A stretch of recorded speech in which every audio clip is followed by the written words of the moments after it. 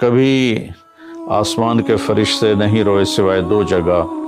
ایک دفعہ جب ابراہیم علیہ السلام نے حضرت اسماعیل کو الٹا لیٹایا اور چھری ہاتھ میں اور سر کے بال ہاتھ میں اس طرح، اور یوں آسمان کو دیکھ کے کہا یا اللہ تو مجھ سے ناراض ہو گیا کہ میرے دل میں اسماعیل کی محبت آ گئی ہے۔ اس پر آسمان کے فرشتے زار و قطار روئے تھے۔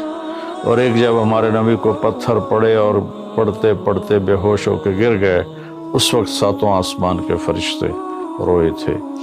اور پھر ملک الجبال حاضر ہوا، یا رسول اللہ اجازت ہو تو ان کو ایسے پیس کے سرما بنا کے رکھ دوں، ان اطبق علیہم الاخشبین۔